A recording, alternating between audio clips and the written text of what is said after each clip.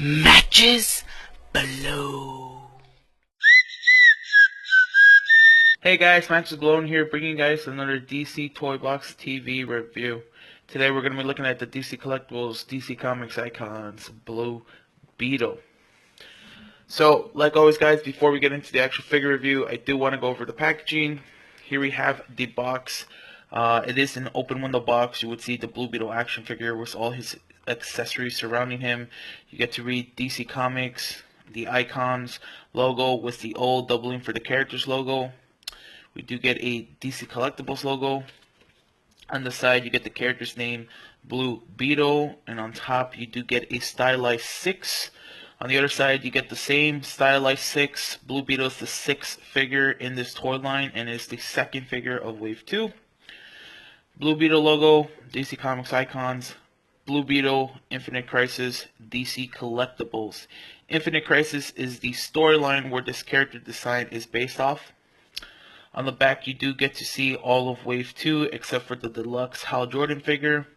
You do get to see close-up images of the other figures. DC Comics, Icons, we get a sculptor and a designer. And DC Comics logo once again. And that is pretty much it for packaging. This figure is really cool. He does have a total of 4 accessories that are his wings and 2 different gauntlets. I do gotta say that I love these wing designs. Throughout, the main color for this figure is blue, but they do use different shades and different, just overall colors of blue. So I definitely like that. This wing part is a more translucent color, so you can kind of see already the light reflect on it, and it pushes it through. It kind of makes it like if it's a glow in the dark type of thing. It definitely looks beautiful. I do like that they still try to sculpt some of the design within the wing itself. This other part is a different type of blue, but again, they did sculpt some design to it, so it really does look nice. This is a peg, and then on the back of the figure, you just have to plug it in, and then he does have his wings sticking out, so that is pretty damn awesome. His gauntlets.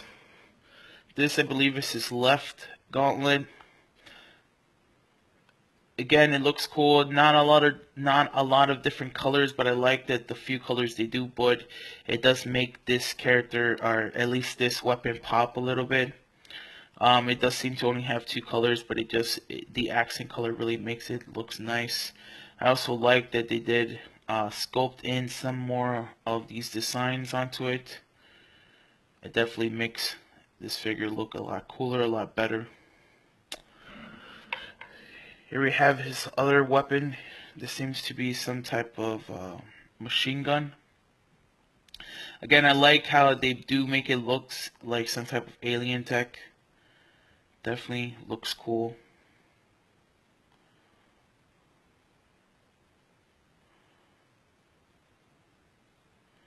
Just overall pretty badass, in my opinion. The way you would to put on these arms is actually right here, unique to this Blue Beetle figure so far. Normally, the other DC Collectibles, you would just remove the hands to switch out a different hand you want. But here, you're actually going to remove all of the bottom arm. You can already see right there. You would just remove this off, and then you would grab your gun of choice and just put it in. Now, I do want to say this looks really awesome. It is a tight, or at least a pretty tight fit. You could still rotate it, but it does look like it was all sculpted in, like if the figure already self came like this. So I do like that. And just overall, it does look pretty badass. And again, you just do the same thing with the other arm. For the rest of the review, I am just going to keep his standard arms on. There's no need to be him flying around with these cannons. But yeah, the figure itself is pretty cool. He does have the same, or pretty much the same articulation as the DC Comics Icons. The head, you could rotate it 360. These type of, I'm not sure, these like talons, right, that coming off of the scarab. It doesn't hinder the figure. You can see right there, he could still rotate all the way around. You just have to put an extra force. These are pretty stiff, but it is, you know, a little bit of a soft plastic, so it does give you some room, some leeway to play around with it. But yeah, pretty much same head articulation. The arms, they do get to move outward. They do get hindered a little bit by the shoulder piece right here, and this kind of, again, this other like leg or talon or whatever you call it. Um, you know, it's not too bad. I think that's still a pretty good amount, but it doesn't go all the way, or at least I don't believe it goes all the way. He still can go in, he can go forward and back. And again, you could rotate it all the way around if you guys so choose to. He does have a swivel right here in the upper arm. He does have double jointed elbows.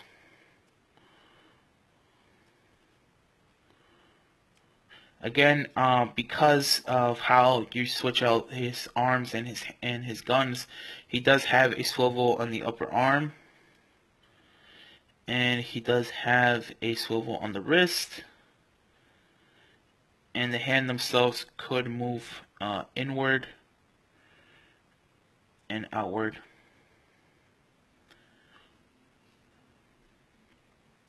He does have an ab crunch. I think he goes a lot further in than any of the other figures, so that's really awesome. And he does get hindered a little bit in the back, or at least I believe so. No, you know what? Actually, no. That is pretty much the same amount of any other action figure, or it actually is a lot more. Blue Beetle seems to be a little easier to maneuver.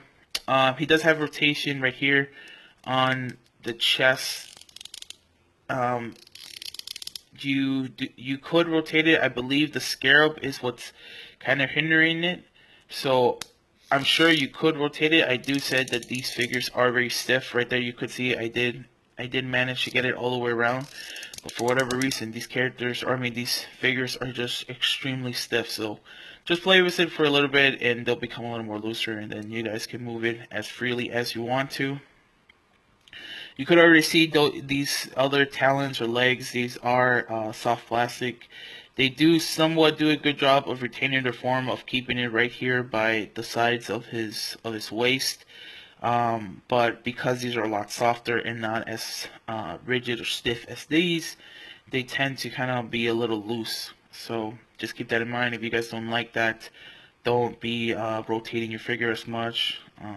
You can already see, just playing with him a little bit, this seems to already want to be just off and about and not right here next to the side of his body. So that is a little bit disappointing. The legs, again, you can move this far out. You can move him forward and back. And like always, he does tend to move outward instead of fully back. The knee is just like the elbow. It is double jointed, so that's really great. He doesn't have a separate boot mold. This is all one solid leg piece, so he doesn't have any type of calf cut right here. You cannot swivel it. You could still move the foot forward and back. That's pretty awesome. And he does have the same type of articulation where you can move the foot side to side. Same thing if he is in the back, you could still move it side to side. So that's pretty good. Overall, this figure is nicely designed. This is a navy with a light blue, and you do see some more accent colors. This is more of a white, but for whatever reason, it kind of looks more of a light blue through the camera. And he is all matte. It is a matte paint on this figure, but when you kind of look at it, his armor, these like light blue colors, kind of give this shimmering effect. And I've looked up close, and there's not, any type of glitter or anything. It just looks almost a little metallic to me. But again, it is a matte color. I just think they painted it really well. I have not found any type of paint mishaps, any mistakes. It just, overall it looks great. I definitely like this scarab design. It looks cool. This is not removable, so don't try to remove it, or no, you'll end up breaking your figure. You could already see here the peg holes for the wings. You just pop those in and you're good to go. But yeah, overall this is a really cool figure. This is probably my favorite DC Comics icon figure so far for both Wave 2 and Wave 1. He is really great. He does a pretty awesome job of standing up just on his own. You don't have to fidget with him a lot compared to the other figures. If you guys are a huge Blue Beetle fan, I would recommend it to you. If you guys are a DC Comics fan, I would also recommend it to you guys. And if you guys are an action figure collector, I would recommend it. But just keep in mind, these figures tend to be a little bit on the smaller scale. So if you guys have a bigger collection of other 6-inch figures, they might look a little off. For comparison, I do have a DC Comics Icons Flash. He is in the same wave. I'm going to move his wings just a little bit. He is in the same wave. This is number 5 and 6, I believe. And you can already see they do a pretty good job of looking like they belong to one another. The Blue Beetle character is actually, I believe, a teenager. So he does seem to be a little bit shorter than, you know, the grown adult of Barry Allen. So I think that is in scale. Blue Beetle also is just overall a little bit scrawnier than the Flash, so it does make it seem he looks like a little bit smaller. Which again, I think it is in scale. But yeah, that's pretty much it for this figure review. Like I said, definitely recommend it to all of you guys.